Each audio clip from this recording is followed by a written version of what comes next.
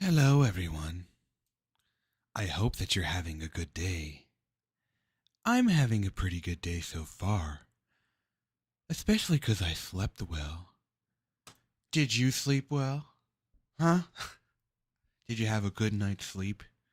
Were you resting and dreaming and thinking about things that you partially think about throughout the day and that just pop up in your brain? Dreams are so bizarre, by the way. Let's just talk about that, I guess, as an intro. I mean, I pretty much have dreams every night. I remember them, for the first couple of minutes after waking up, especially if they were like impactful or profound dreams where like, I don't know, something crazy went on or something's really relevant in my life, or I'm dreaming about someone that is like important to me or has been in my life before or something. But yeah, like dreams, like they're just like these pieced together versions of some of the thoughts that you think and some of your ideas and like elements of creativity that just happen when you're sleeping and you see things like you're in dreams, you're walking in dreams, or you're stuck and you can't walk. The infamous, like, you're trying to get away from something dream. They're just fucking bizarre, man. Um, Obviously, nootropics have a large interplay with that because acetylcholine, the neurotransmitter, has a lot to do with how you dream. And more acetylcholine levels give you more pronounced kind of vivid dreams. And you can remember them. I've been on some wacky nootropics, right? I mean, I've taken high doses of pretty much everything just to see. Usually didn't work out. But like things like PRL 853 or Hydra 21, they make me dream clearer. Huperzine A is another one, right? That's pretty classic. People in the lucid dreaming community actually use that compound for dreaming. It works. It makes you dream vividly. The best dreams are the dreams that while you're in them, you can actually control things. It's actually really cool. I don't know if that's called lucid dreaming or not, but whatever that is, it's pretty awesome. I've been in some dreams that I can control, and I thoroughly enjoy it. I'm usually just having sex with random women in dreams that I can control. Because once I realize it's a dream, and it's a dream. Once I realize it's a dream, I'm like, yeah, I'm just going to do whatever I want. It's usually just finding a girl for sex. Let's answer some questions, boys.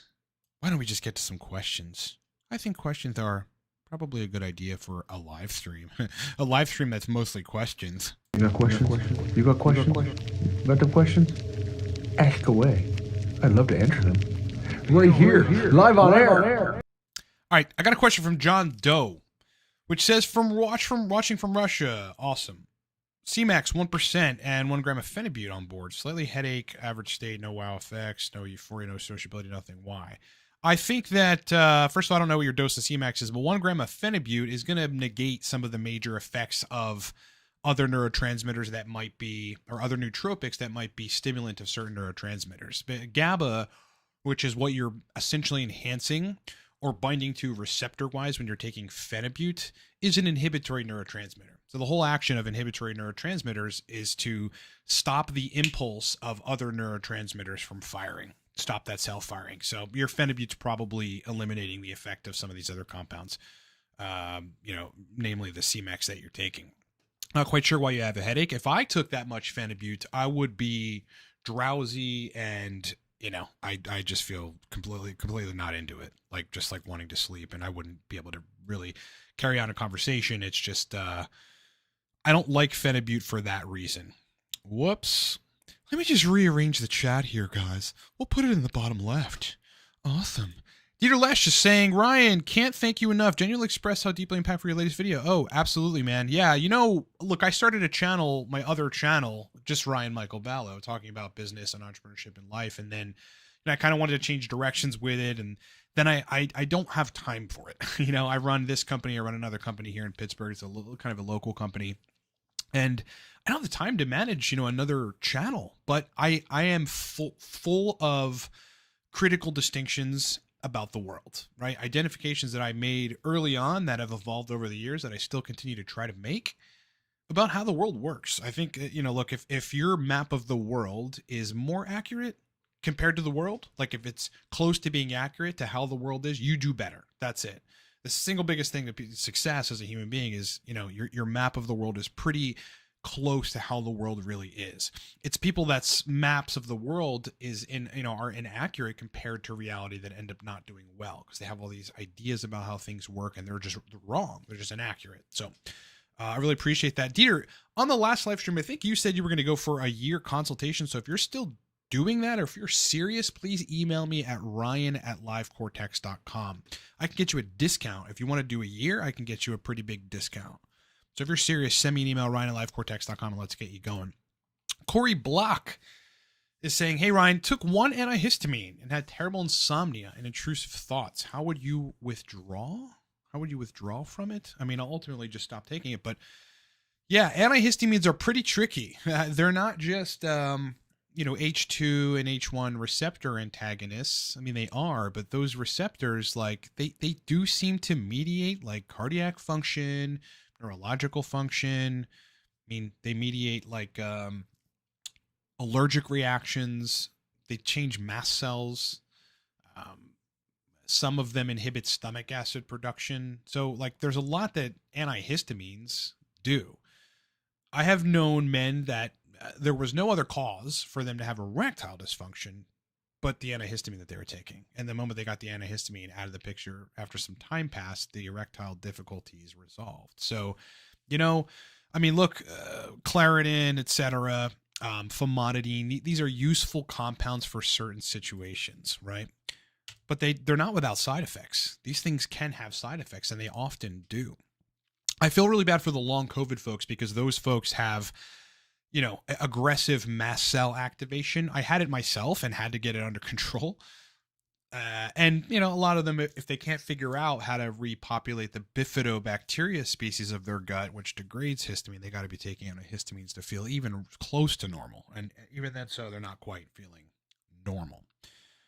So I hope that settles your mind on that to some extent. Taruna is saying, is 1,600 milligrams of paracetam with 250 milligrams citicoline good for reading and safe? Well, it's safe, certainly. Yeah, I think that's a high dose of citicoline. I am on the conservative end, having seen too much.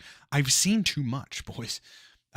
Regarding choline sources and people's tolerability of alpha GPC or citicoline or stuff like centrophenoxine. And yeah, I mean, the brain has a lever on how normalized it likes to be in the presence of a lot of choline, and too much choline and it's completely not normalized. It throws it for a loop, and all kinds of wacky things start happening. Not the least of which is probably a temporary upregulation of cholinesterase, which clears too much choline from the synapse. Sorry, I think my beard hair is touching my nose here. That happens to me, and it gets very itchy. So I think 1,600 milligrams paracetam is a great dose, but I think you ought to take that citicoline down like 100. A little too much. Seamanesh is saying, hey, Ryan, what do you think about taking a Drafenil instead of modafinil? I can't get modafinil in Wisconsin. Yeah. Well, I mean, modafinil is a prescription drug ultimately, so you got to have sources for that if you want to get it otherwise.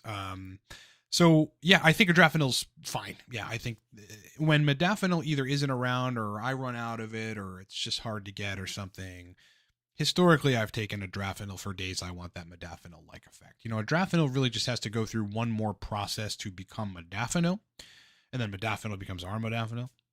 So, so it just takes a little longer to onset.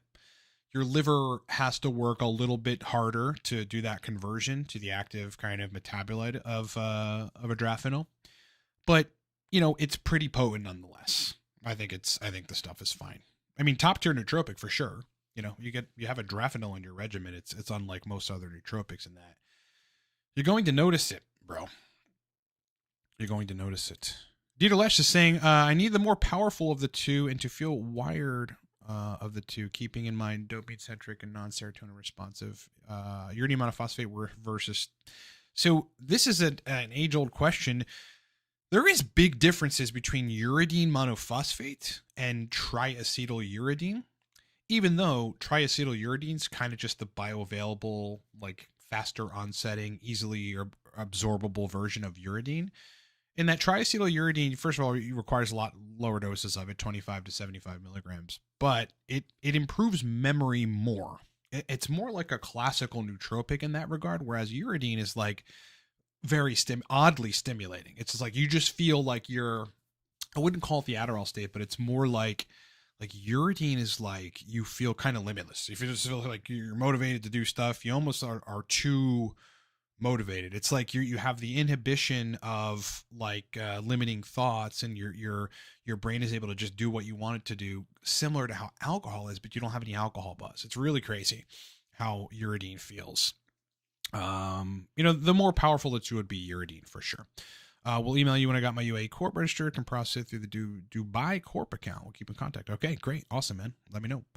Blind Robert Evans is saying, hey, bro, going to send a super chat one of these days. I'm not broke, but nootropics for bipolar, for someone who chooses not to medicate. I can't answer that question, man. It's too ingrained into, a medical diagnosis, right? So I haven't even really looked at what the neurology is behind that. So I couldn't really answer that question. Good question though. Thoughts on terzepatide? Now, I have recently heard about, is that fucking whatchamacallit, terzepatide? Let's just do a live. Yeah, it's the weight loss joint, right? Antidiabetic medication used the treatment of type 2 diabetes and weight loss. What is it doing? Let's see what it's doing. Mimics the actions of natural GIP, the GIP receptor, GLP-1 receptor, regulation of glycogen, sugar, and lipid metabolism. I think that it would help you to lose weight just via regulating glucose metabolism and glucose signaling, right? Probably insulin as well. That's about all I know of it. I think there's no biological free lunch when it comes to this stuff. And so, like a lot of the new weight loss peptides, they're having secondary negative effects in people. So you might want to research that. I think you need to be able to balance your body as well as, balance your, develop control to not overeat and to eat, what's right for you. And not the least of which is like just when your stomach gets full, like the Japanese, they stop after 80%, when they're 80% full, they just stop eating. And that is hard to do because you still want to eat. But if you work that muscle a lot, you get used to it. Generally for me, my stomach does not like overeating. So I kind of can't, you know what I mean? I kind of just can't. I physically may feel a little weaker if I, don't hit my calories for 3 or 4 days, at which point I need to cheat. I need to, eat a cheat meal. And so I'll eat a bunch of pizza and whatever, just something really shitty usually. And then that solves that issue. Hey, Ryan, JJ goes, appreciate your kind words yesterday about having a similar situation with a addict parent. Yeah, that's a shitty way to grow up. I feel so. My mom is an alcoholic, so I don't really talk to her much because of it. I see her at family stuff, and that's it. Our relationship's destroyed, as you understand. My dad was an alcoholic, died when I was 15, in front of me. He got sick and jaundice and fucking died. He's an idiot. He was an idiot.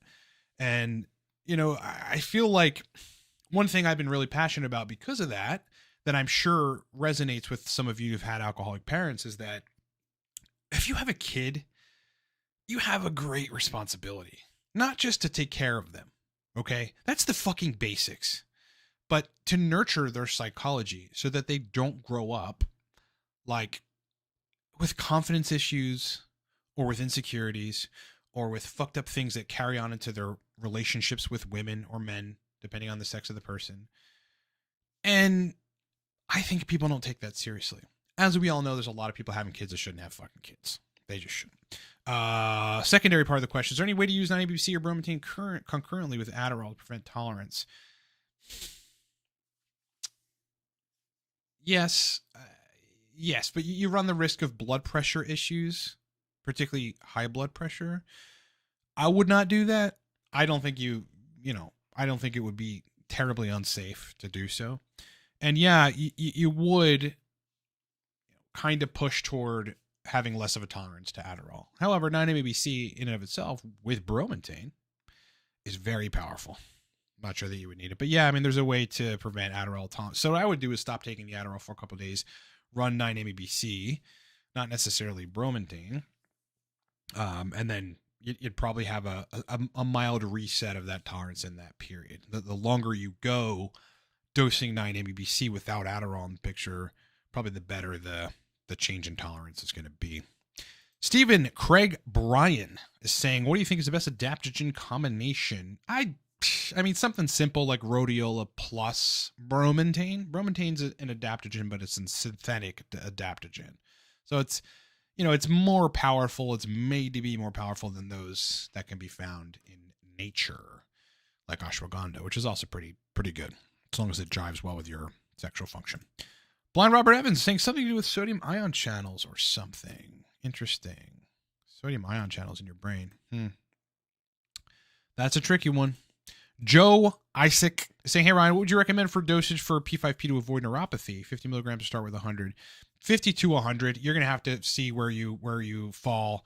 The neuropathy symptoms, however, this is actually very clear in the scientific literature, are essentially a GABA deficiency. So if you had been taking a benzo, or if you drink a lot of alcohol, then you're going to be more likely to have a GABAergic deficiency. Just GABA doesn't either signal right, or you don't make enough of it. And so in those people, they have neuropathy-like symptoms from taking high doses of B6. P5P itself actually isn't in the literature causing this. It's just B6. P5P could, because that's the active form of B6. But the whole issue with neuropathy stems directly from a GABA deficiency. Okay, so if you have enough GABA, you won't get neuropathy-like symptoms from P5P. I've done a video on that. It's a full breakdown of P5P. P5P full breakdown, where I actually go into the big, long scientific journals and read that paper.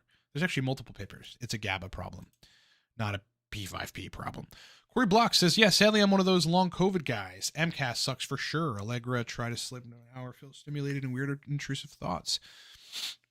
Yeah, the thing about that is, like, you try to stop the overload of histamine, of the activation of the mast cells with an H2 or H1 receptor antagonist, or some other sort of antihistamine, and then it causes other fucking symptoms. I mean, that's the basis of a lot of people's pain right now regarding long COVID. Again, though, if you can give yourself a lot of bifidobacteria gut species by drinking breast milk, if you can. I would.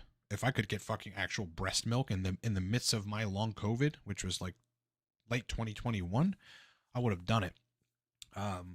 Taking bifidobacteria longum as a powdered probiotic supplement will help. Those things will help you to build more of that species, which are histamine degrading species.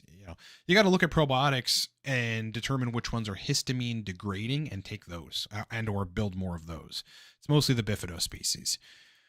Dieter Lash, what were your very best suggestion for the closest Adderall alternative stack? You'd probably be looking at, well, I mean, there's many, but off the top of my head, it'd be like 50 milligrams 9-MEBC, 50 milligrams bromantane, and maybe like 500 milligrams mucuna purines. I'd have 200 to 300 milligrams of theanine in the background in case that gets a little too overbearing. Talking about some of these peptides that trigger weight loss, JJ says the problem is you lose weight, but it costs you muscle mass. See, that is what I've heard. You get skinnier, but objectively increase your body fat. I mean, yeah, ultimately you're not. It's like if you're suppressing appetite or whatever it ends up doing. I mean, you're eating less and you're going to lose muscle mass. I mean, imagine going to the gym. I could never do that. I'm at maintenance all the time, mostly calorie-wise, and then I'll go into surplus for a couple days, and then I'll be in a deficit for a couple days, but it's very slight. I'm always around maintenance, but I tell you, like, after COVID, and then a breakup for me, like, I just had a weird period of my life. I certainly was about 30 pounds heavier than I am now. Actually, I'm about the same. I just changed it for muscle. And that takes time. If you want to lose 30 pounds, if you want to lose like a good degree of fat while gaining muscle, that's just a slow transition. You got to be in a slight deficit, kind of consistently, and make that your new metabolic set point while fueling testosterone at the same time so that you actually feel good and you can build muscle because of increased protein synthesis. Guys looking at, it's like testosterone never gets put into the weight loss discussion, which is absurd. It's a huge part of it, guys. It's a huge part of it. Malan says, notice that L-theanine is great for lucid dreams. Interesting. I've not seen that to be the case with me personally, but you never know. Dieter is saying, my child free by choice, stands on ethical non-monogamy. Yeah, I've dated some E&Ms before. So E&Ms are all over Tinder and Bumble, and I've dated them. They're women that have husbands that date other men. So I have no issue with it. I wouldn't personally do it. Like I wouldn't, because if I love a woman, I'm not dating anybody else, you know. And if I find a girl that I truly like, the sex is good and we have a great connection, I don't date anyone else at that point. If she's meeting all of my needs regarding all of those things. So, child free by choice. No, I almost had a kid with my last girlfriend. It's probably better that it didn't work out because we didn't work out as a couple. But there were many barriers preventing her from having a baby, and there were some preventing me. All right. Once I got on TRT and really started dialing in my fertility thereafter, I recognized I wasn't as fertile as I thought I was.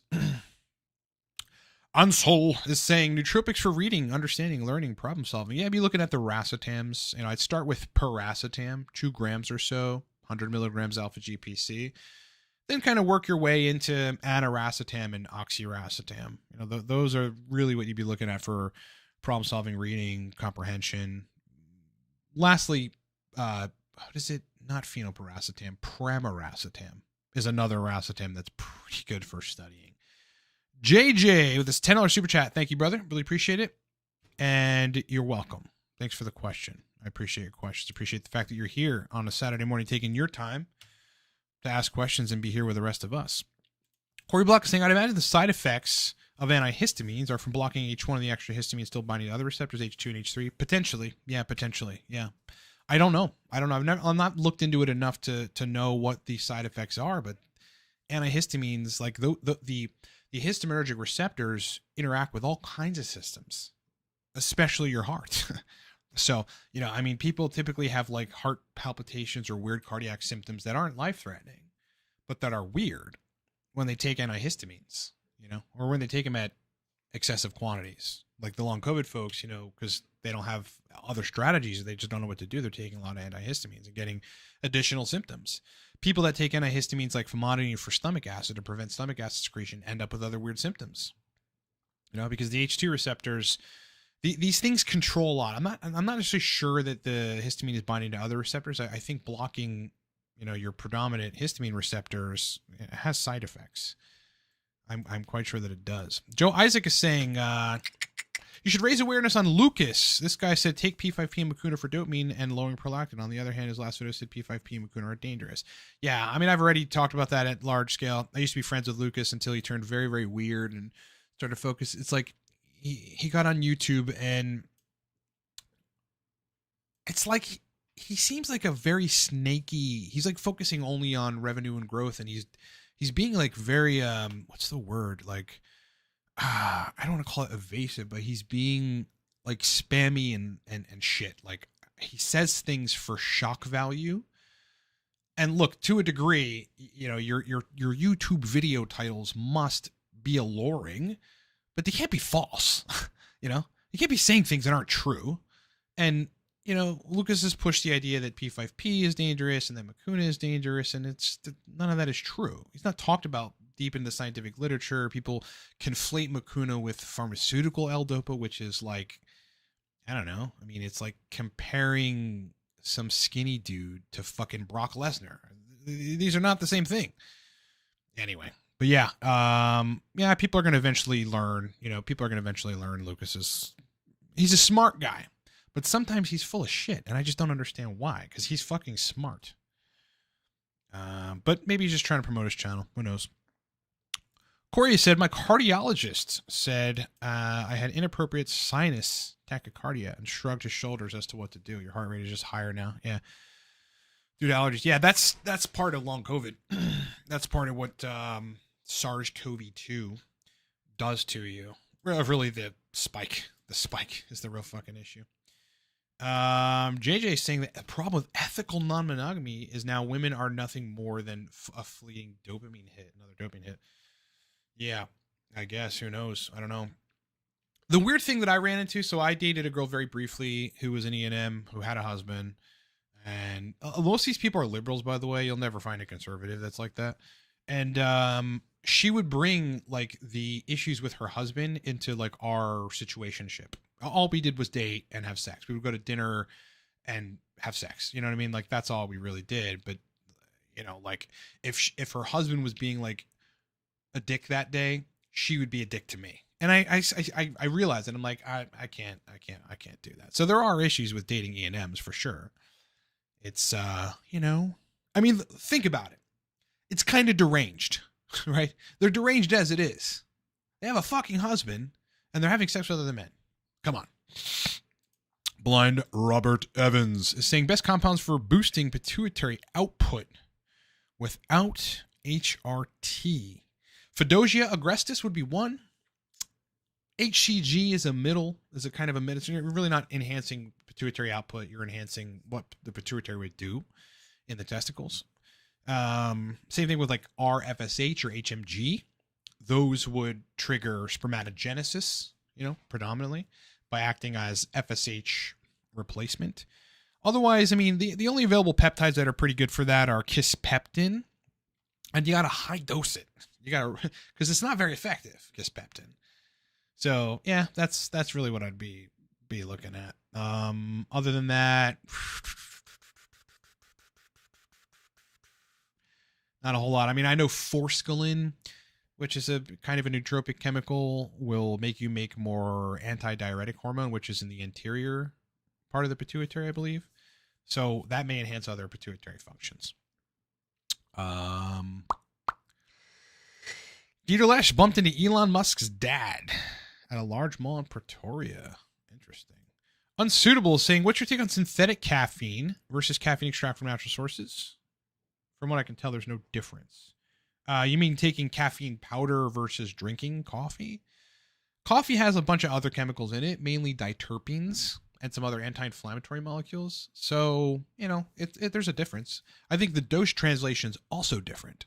Like if I drink a coffee and a half, like maybe a large coffee, a large latte, and I'm getting 120 milligrams of caffeine. If I dose 120 milligrams of caffeine powder, I'm way more stimulated than the coffee.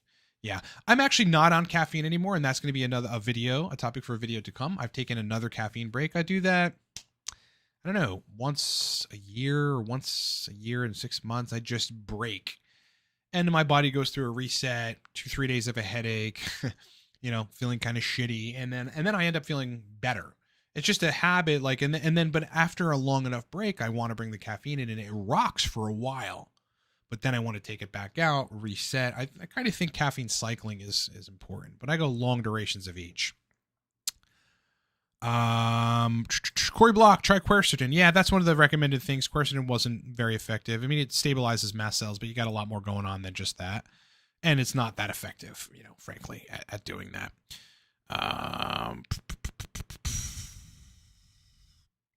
JJ saying clickbaity is a short-term mindset. There's no way he'll build a $1 million a month business. Yeah, no, I don't think so.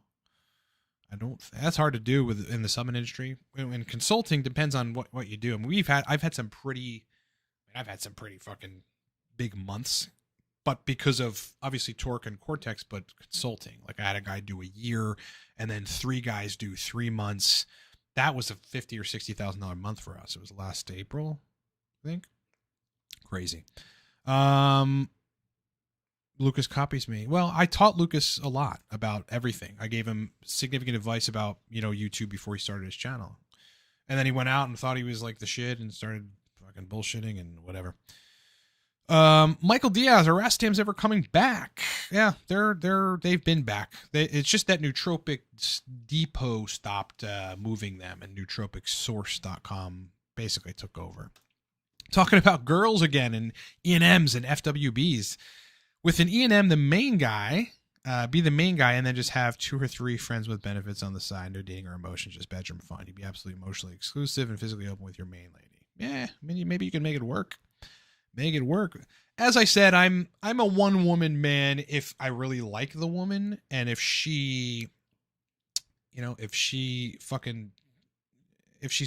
worthy, like if she's a good, solid, sweet, mentally put together, psychologically balanced, somewhat submissive, traditional feminine woman that's supportive in all the things that, us as men want our women to be, then I'm in, really. And, and the sex is good. The sex has to be good. I don't know why people think like, oh, I'm just a good person. And like, like dating, like girls will be like, oh, I don't throw the kitty around.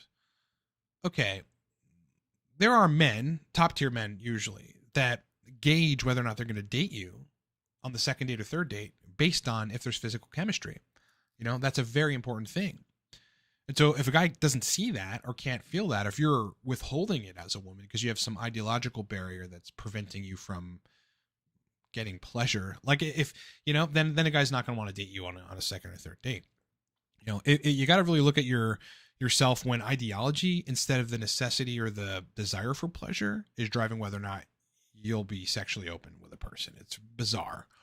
Maybe I'm just a guy, and we obviously, the psychological literature shows very clearly that we're more open to sex on the first date. But at the same time, again, I think a lot of women have ideological barriers, which are sort of bizarre, that prevent them from just having fun and feeling pleasure with people. A disproportionate minority, however, in my dating experience. I like to screen for that and make sure a woman's confident with herself and open in those kind of situations before I date. And then the setup is also very important in how you are, etc. More girls than not will sleep with you on date one, dinner, and then back to your house. Just has to be set up right. Tanner Wolf is saying gonadorelin to keep testicular function. Yeah, gonadorelin is another one of those.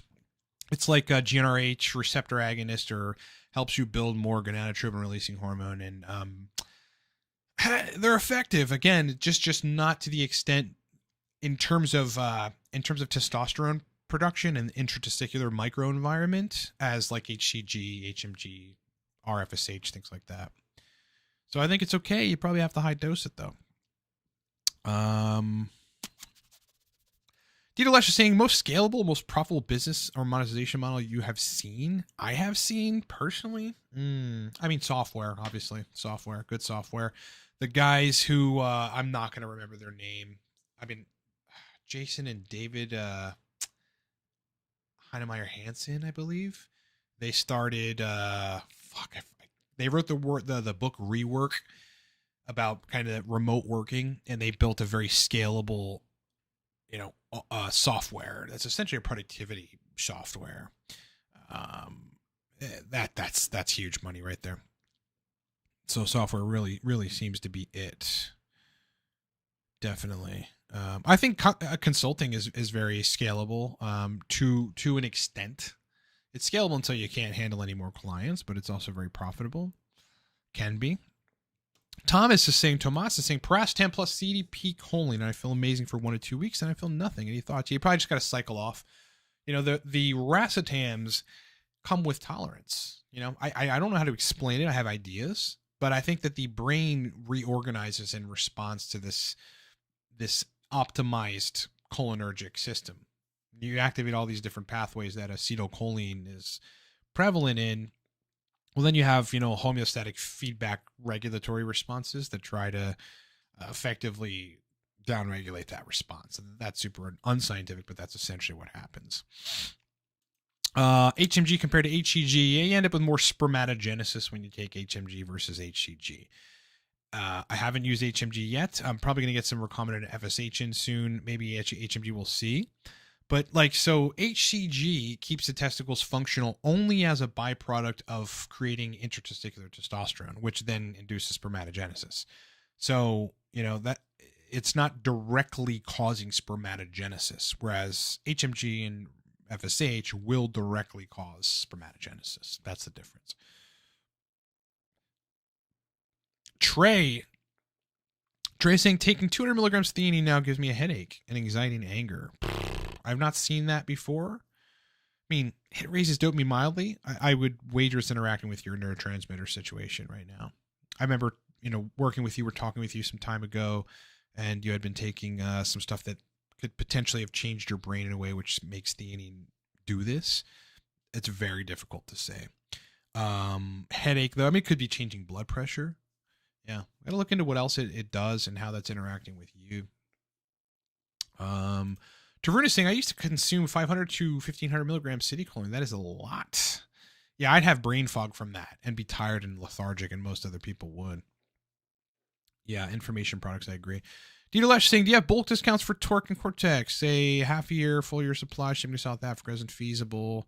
Shipping and handling. Right. Yeah, I understand. Yeah, definitely. If you wanted to buy like a good degree of them for the year or something, yeah, we could get discounts for sure. Definitely. And there's always specials for the singular purchases. I took to this stuff and it turned me into a smart person, and then I stopped stuttering, but it wore off, so I'm stuttering again. Torque 25% off. You got questions? You got questions? Got them questions? Ask away. I'd love to answer them. Right here, live on air. The live stream. Oh, the live stream. Mal is saying, any experience with that's such a weird word. Propranolol for public speaking. Anything else that would help presentations? Yeah, you want to be relaxed but verbally fluent, functional and relaxed.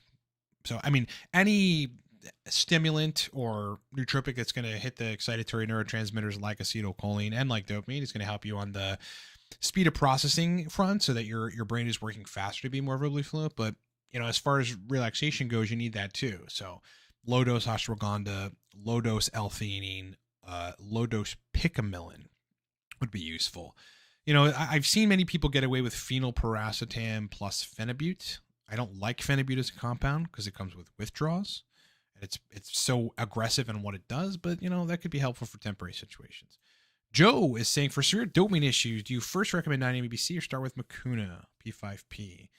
I think you would start with neither. You would start with, if it were me and I suspected dopamine was the issue and testosterone was tested and I ruled that out definitively, because if you haven't tested your testosterone, don't think dopamine's your problem. You got to rule everything else out, because everything mimics dopamine deficiency.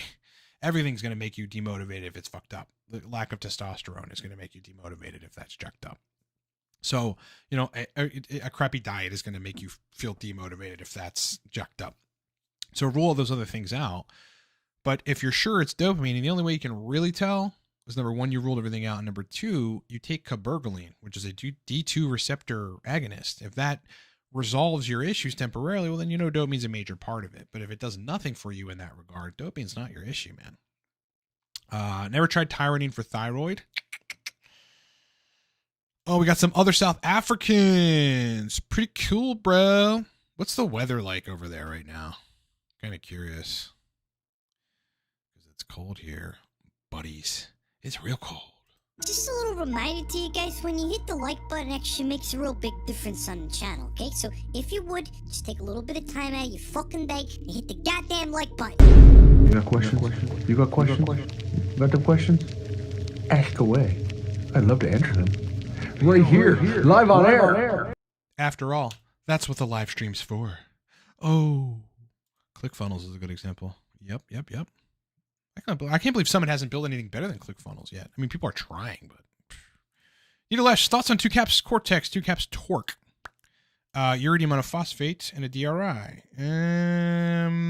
I think that's overkill, personally. I think 2 caps of Cortex and 2 caps of Torque is overkill, but that would be your best bet, in that situation. South Africa is really warm most of the year. Okay, that's what I thought. I kind of figured it would be that way. I'm back and forth on this. Like, when fall happens and, the weather starts changing, I enjoy it being different. I enjoy things being different than the summer. And eventually it's like last year we had in Pittsburgh, we had 6 months, which is unusual and uncanny here, of like beautiful fucking weather from May to like October, basically. It was like great. And so, every day or most days, me and my cat would go in my backyard and be outside and like be killing lantern flies and shit. And it's like, that kind of got a little boring, right? I just got tired of it. Whereas like when the fall happened, I was like, okay, cool, something different, And then when the winter happened, it's like, that actually sucks, but I don't know. I mean, I had a great friend of mine come to visit a couple weekends back, and it was brutally cold here. And we went out to dinner, and we really strapped up, man. I mean, multiple layers, scarves, the whole 9 yards. It was kind of fun. So, you know, like I love Florida, and I may move to Florida and live in Florida permanently. But I just fear that, you know, it being kind of the same weather all the time, or at least no winter. I fear I'm going to not like that, because I've always had a winter. And I've always, you know, I guess enjoyed just the break, the difference. Although I'd love to be on the beach, you know. I was born in South Jersey, Tom's River, so, you know, literally every day for the first 5 years of my life, my mom and my brother and I would walk like 100 meters out of our house, and we'd be on the Jersey Shore, the beach. We'd be on the beach. So I like that weather, and I like that environment, and I just, you know, sometimes I get a little homesick when I'm not around a beach long enough. Trey is saying, ever taking naproxamine, and it's an NMDA glycine PAM, works great for cognitive function. I'm not sure what PAM stands for. It goes great with stimulants as well. I never tried it though. South Africa has some of the best weather in the world. Only 2 real seasons, especially in the interior, Johannesburg and Pretoria. Well, one of the seasons is like summer and then spring. That would be cool. That's tolerable. See, like, that's tolerable. You got some hot period where it's kind of overly hot or whatever. I like going out in that. I like walking or running in that, like in a place where you have the room to do that, like if you live in a big city or something. But then a spring where it's milder but still nice. Just like the sun came out the other day. It's been winter and shitty here for months, you know. The sun came out and I was like, like seasonal depression disorder is like a real thing. You know, like, it doesn't really affect me because I'm like, whatever, you know, I'll just do it to something else. Like, I don't care. You know, you gotta figure out how to live your life happy either way. But like, I mean, when the sun comes out and it's shining and it's bright and it's, you know, it's like light, it does feel good, and it makes it so that you're kind of happier. Joe is saying, right, imagine if 9-HTP can increase dopamine receptors and regenerate the system. Doesn't it mean we have major breakthrough for Parkinson's? Yeah, well, that's what it's studied for. It's being studied for Parkinson's. I'm not sure why that is not mainstream treatment right now. I don't know. That's not elucidated in any of the scientific journals. So I have no idea what, you know, scientists studying this have concluded about it. You know, I don't know why it's mainstream. It may be the case that there's already drugs in place like levodopa and carbidopa that are profiting very significantly, that the change from those to 9-MeBC would cost a lot of companies a lot of money. Bottom line, right? And it's also probably the case that there needs to be a little more research into it, like more studies on human beings. Oh yeah, positive allosteric modulator. I should have thought of that. Kevin is saying, is it better for 5 or 10 milligrams to Dalafil? Look, if you can tolerate 10 would be my answer. Yeah, for erection quality. It depends on how, I mean, which is usually dictated by your hormonal state, how bad the erectile issue is. You know, if it's not very bad, and maybe you're just 5 to 10 or 15 picograms per milliliter of estradiol higher than you should be, well, then 5 milligrams is going to give you fucking mega boners. Right? Or if you're close to the range of estrogen where you should be, but in your testosterone is high, you know, high normal or even super physiologic, then 5 milligrams should be fine. But, you know, these guys that are letting their estradiol, you know, go to 50 and 60 or plus, I've seen guys at 85 picograms per milliliter and on estradiol sensitive, they're going to need 10, 15, 20 milligrams of Dalafil to get a boner, right? And that's because estradiol shuts down penile blood flow in a variety of different ways. I've done so much content on this. It's like crazy that people don't recognize that. So, you know, they require high doses of Dalafil. I'm running 5 milligrams a day. It's fucking rocking. I started a couple months back just because it's popular, and I wanted to see like, oh, does it help with gym pumps? And it does. It does help with vascularity and gym pumps and stuff. And erections are same frequency, morning wood, nocturnal wood, aroused during sex, but they are firmer. They're definitely firmer. Ahmed is saying, hey, glad to see you each Saturday as always. Glad you're here, brother. Have you ever felt spaced out with theanine? I have actually, yeah.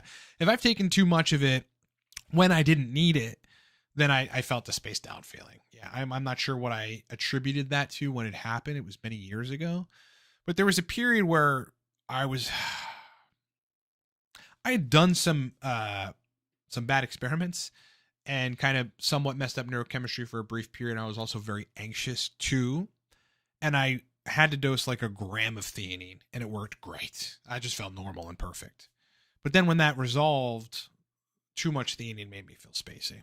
So, I mean, it does interact with your blood pressure at some, capacity. So you want to look at that. A dark figure with a fully black profile pic is saying, what is your take on natural versus RX cholinesterase inhibitors?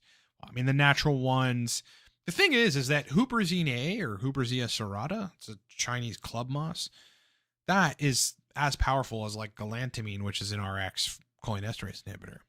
So, I don't know. I think there are other ones, there are other pharmaceutical ones that are probably stronger. I just don't know about them, or I haven't taken them. Taking galantamine, pretty comparable to huperzine A.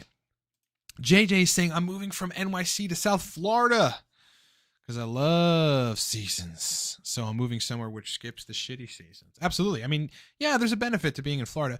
I've been to Florida many times, and the time I was there, I want to say it was fucking January.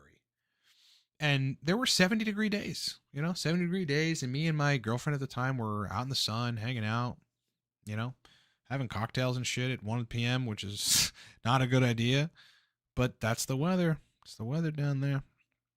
Well, when it comes to modafinil versus armodafinil, there isn't a better one. It's about which do you tolerate better and which do you know is tried and true for you and you've dialed the dose in. As an example, I don't really like taking armodafinil. I have dialed the dose in, but why would I take it? Because modafinil is perfect at 75 milligrams. I don't have any sleep issues. It onsets in 40 minutes or less. It lasts 8 to 9 hours, and I get a lot done. And it's very, very strong. And if you don't take it a lot, it's so potent when you take it. It really doesn't lose efficacy if you take it a lot. But for me, it's like I'll take it 4 times a month, right? Every time I'm just like, whew, today's the day to get a lot done. There's just a difference in bioavailability, and armodafinil is closer to kind of the active functional neurological effect than modafinil. It's just one step closer. That's why people take it and whatever.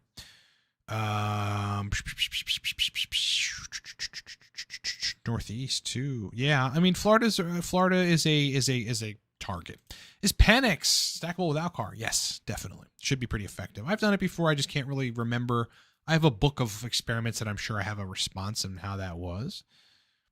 But we'll see. Michael Assanio, is it possible to get past TSA with UGL HCG? Yeah, this is a good question because I think you or someone else recently asked me that. I don't know. I don't know, because if you don't have a script for that. Like I'm using Zy-HCG, which actually right now is UGL because Pregnal is fucking $253 for a 10,000 IU vial, which is absurd. I don't care. I don't care if you're wealthy. If I was wealthy, millions in the bank, I still wouldn't fucking buy that. That's crazy. So I'm using Zy-HCG, and I haven't had to be on a plane, since. Personally, I would probably just buy Pregnal with a prescription if I was going to travel. That's what I would do from Defy. I just would order it and have that done. I think that it is, you don't have a script for it. So it's quite possible they're going to stop you and say, what's up with this? You don't have a script for it. And I'm pretty sure. Here's the thing, though. It's not illegal that I know of to have HCG, I don't think that's illegal. I might be wrong, but I don't think that's illegal. So, hard to say. Joe Isaac, what's the relationship between dopamine and testosterone? Ideology says when dopamine is low, testosterone is automatically low. No, not necessarily. It's really when testosterone is low, you end up making slightly less dopamine, and you end up releasing slightly less dopamine, or maybe greatly less of both of those, depending on how low your testosterone is. Testosterone makes you synthesize more dopamine via enhancing conversion of L-dopa into usable dopamine via enhancing tyrosine hydroxylase. It's a conversion enzyme and another conversion enzyme. And then you also release more dopamine from certain regions of your brain while testosterone is high. You know, you're in a dopaminergic energy state when your testosterone's high. Yeah, definitely. Like being on TRT. There's nothing like it. You know, nootropic wise, I could get away with not taking nootropics, but sometimes I need my memory to be really, really good, and I also like them. So, because I'm on TRT. Dot is saying, I'm thinking of trying triacetyleuridine, alpha GPC, vinpocetine, oxiracetam, pramiracetam, and bromontane. Would the stack be good for productivity? There's something to improve. Triacetyleuridine, I'd be dosing at 25, GPC at 50, vinpocetine at 10, oxiracetam at 500, pramiracetam at 25, bromontane at 20, and I think that would be good. Specs on the rig. This is a GeForce RTX 4090, so it's the best graphics card that money can buy right now. That's going to change in another 3 months with a new graphics card that comes out. So yeah, I'm getting 320 frames per second on Warzone, which is absurd. It's just, it makes a big difference. You know, I'll win gunfights where, I mean, if a guy's playing on a PS4, he's not winning a gunfight against me because the frames are so fucked up for him. Like, I'm shooting, even if we shoot first, he thinks he's shooting first, he'll probably get killed by me because his frames are jacked up. So it's very significant. Otherwise, I forget the rest of the specs. It's a $4,000 rig, nearly. Josh is saying, what makes lowering testosterone cause you to feel crappy? Lots of things. Number one, if you're coming from higher tests, like if you're on TRT and you're on 200 milligrams a week, then you go to 100 milligrams a week. You know, there's going to be an adjustment period where you have androgen receptors that had upregulated from taking a lot of testosterone that now are going to downregulate. And it almost seems as if you have less like you're low testosterone in that state because those androgen receptors are downregulating. And so it's a temporary adjustment period where you feel shitty. You know, I dropped again. I started on 210. I went up to 230 at one point. I was at 180, 162, 140, and then finally dropped my TRT dose down to like a true TRT dose to take a break from Arimidex. And I'm at 100 milligrams right now, 100 milligrams with 850 IU/HCG a week. Now at 100 milligrams, in the first 2 weeks, I felt pretty crappy. I could still live, you know, like, did you die? No, I'm okay. I was okay, but I didn't feel great. You know, I had a 45 to 50% reduction in general energy, you know, more naps, more tired at the end of the day kind of thing. That balanced that out about week 4. Yeah, week 3, week 4, it got a lot better. I'm now week 5 and a half of that protocol. I just ran estradiol, and I want to see. I just am curious to see what the labs are. You want to wait 6 weeks to really see. So I'll do that again at week 6. But I just ran estradiol on that to see where it is. The whole point was a drug holiday from Arimidex, which is suggested in the scientific literature by people smarter than me. So that's where we're at. But yeah, that's what happens when you lower your testosterone dose if you're used to a higher dose. Plus, I mean, you have a little less dopamine release, a little less dopamine synthesis. All that balances out again. So long as you land on the dose that makes sense for you. If you dropped it to 70 milligrams because you thought, you know, that would lower estradiol, which it definitely will, and then at week 6 you still feel like shit, that's too low of a dose of testosterone for you. You're probably sitting at 500 and you want to, you know, or less, and you want to sit at 600 to 800 or something, or maybe 900. Any more courses than works? Yes. It's just that my other company, which is a web development company here in Pittsburgh, has gotten a lot of business, and there's a lot of work that needs to be done. There's a lot of work that I'm constantly doing. And so that takes some degree of my time where I would otherwise sit and do video courses, you know, but I have a lot to say and a lot that I should package up. And so there will be more, just at the, you know, right now it's kind of on the back burner. Kevin Taylor is saying, can taking pycnogenol increase prolactin? I don't know. Found a lower dopamine in children with ADHD. Interesting. I mean, that's a brain blood flow optimization chemical. So I'm not sure how it would do that. How it would be lowering dopamine. I mean, like, you know, especially in the pituitary, dopamine binding in the pituitary gland, it would have to do that. So if you can confirm it does that, then yeah, that might be a problem. But I've not run into that issue personally myself. And, you know, I test prolactin often enough. Samo is saying, well, yerba mate and lion's mane together help me with cognition. Should. Yep. I mean, I think that's a great combination. when I first got into yerba mate or theobromine, which is the active neurological component, the active stimulant methylxanthine in yerba mate, I only drank yerba mate. I didn't take theobromine for a while. Like years later, I finally tried theobromine. I was like, well, fuck, this is even better. But yerba mate is great.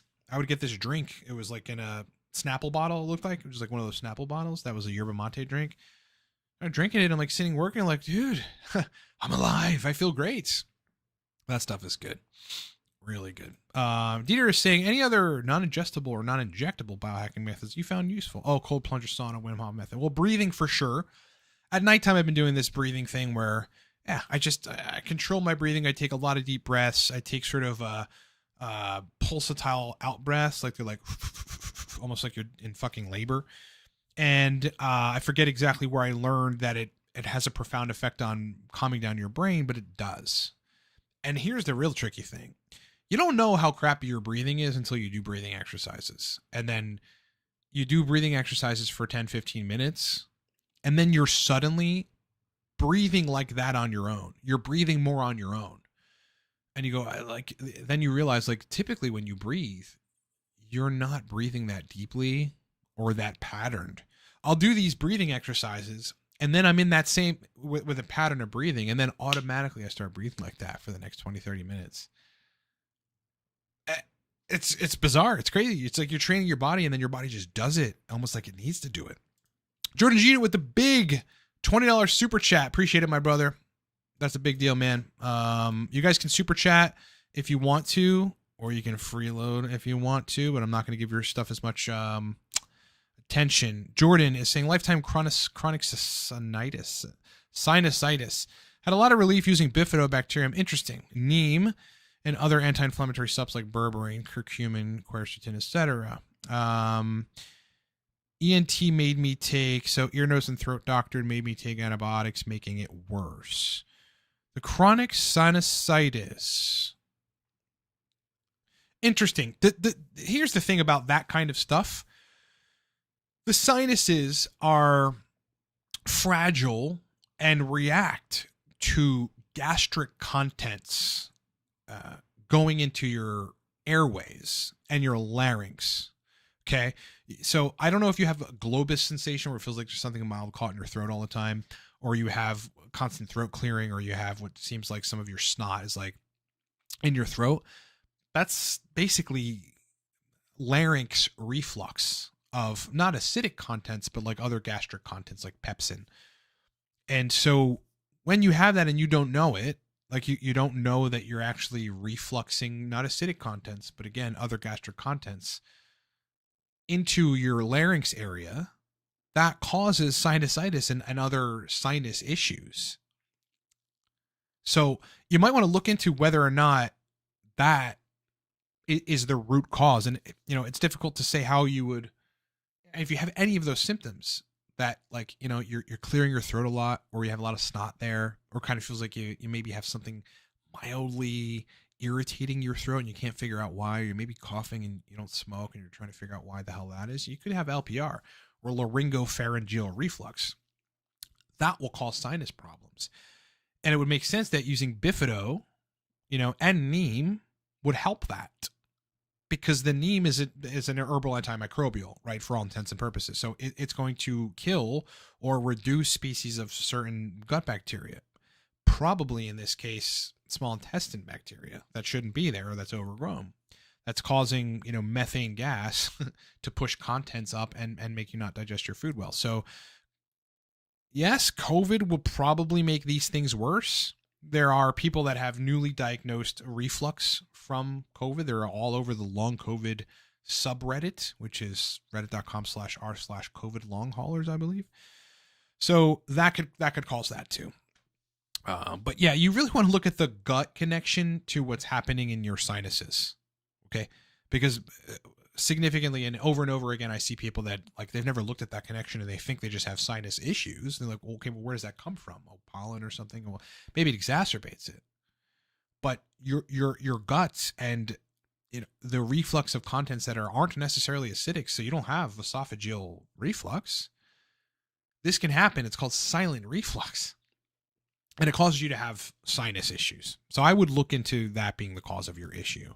And COVID could be exacerbating it. Obviously, antibiotics make it worse. That should give you another clue, because they're killing gut bacteria. So that's causing you to have more dysbiosis, which is an imbalance in bacteria in your intestines, small intestine and large intestine, which is going to make this worse. I hope I've answered your question. Hope that was worth $20. Appreciate the super chat.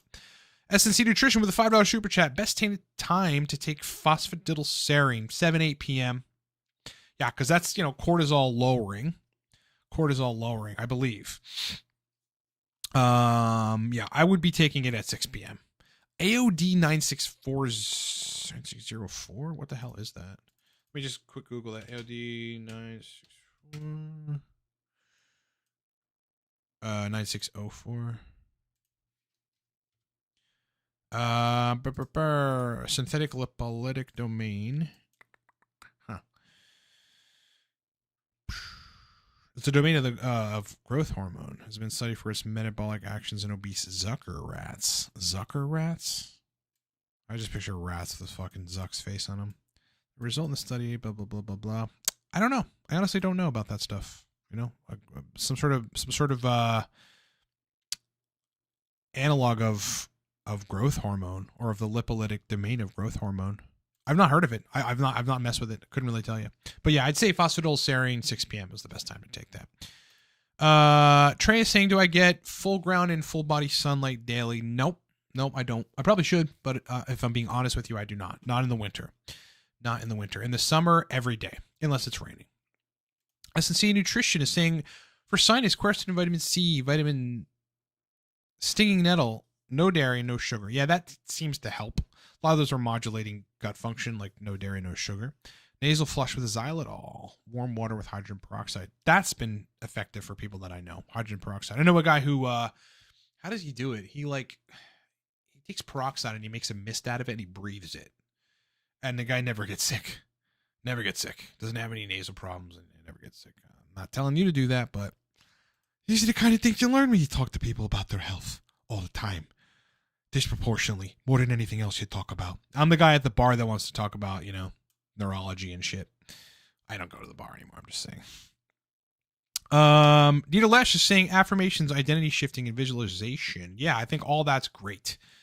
I don't really know what identity shifting is referring to, but I visualize a lot, man. I visualize about what is next. And I think that's the only way that you imprint on your brain that you're going to do it, is if you've seen it so many times that your brain thinks it's a reality, and you don't want, it's such a reality, you don't want to go back. Like you almost convince yourself this is real and this is going to happen. Like I've got business goals in my other company. I've already pictured what's going to happen. The house that I eventually want to get, that is going to be a hefty fucking multiple hundreds of thousands of dollars. It's already in my head. It's happening, right? So it's a major influential factor to have it in your head and to be looking at it. Affirmations, I think, are very effective too, because look, you can get into, depending on your hormone status, neurotransmitters, diet, etc., but also extenuating circumstances and shitty things that are happening in life. You can get beat down and seemingly in a temporary depression and feeling defeated in life. And sometimes breaking that cycle, which is imperative, you can do that with affirming to yourself any number of things. Like if you've achieved a lot in the past, affirm to yourself, like, I'm effective. I'm an entrepreneur, or I'm a good business person, or I make good money in I fucking work my way up in this career. Whatever you've done, or I've transformed my body that you're proud of, like, you have to affirm that to yourself again so that okay, I can do this. Not, I can't do it now. Maybe I could do it then because I was younger. Like, you do have to train your brain, kind of in line with what I was talking about yesterday on that video, but more along the lines of like that, that internal personal development stuff. It's very important. If I'm down and there's no reason, there's no hormonal reason or neurotransmitter reason or experiment gone wrong reason, yeah, I'll do affirmations essentially, because you have to talk yourself out of these states or your brain is just going to stay there. So I think all of this is very effective. Visualizing is, if anything, very cool. But yeah, I think it imprints on your brain the idea that this thing's going to happen, and that changes the way you approach it. It's almost like it becomes a true reality in your head before you do it. Everything I've ever done has become a reality in my head before I did it, including this channel, where it is now, you know, this business, where it is now, my other business, where it is now. It's all been in my head. All right, guys, I'm going to end the stream. I appreciate your guys' questions. We'll do another stream next Saturday if situation permits, which likely it will. Codes for discounts on the Torque Nootropic stack, which you don't want to run out of, by the way. It's just if you have enough of it, your life's going to be better, boys. Look at the bottle, too. Just look at it, huh? Just look at it. Would you look at that? Oh, would you look at this? Just look at it. Look at that. I'd tell him to look at it. 25% off. Shout out to Ed Bassmaster. Code for that is 25 Torque. Cortex stack is also 25% off. The codes for this are in the description, guys. These are my brainchilds. I built these nootropic stacks. Think about it. 16-year vet builds nootropic stacks. What are they going to be like? Think about it. Discounts are in the description of the video. It's been a pleasure hanging out with you guys. Great questions. More content coming this week. I got a lot lined up, so get ready. And happy weekend. Talk to you next.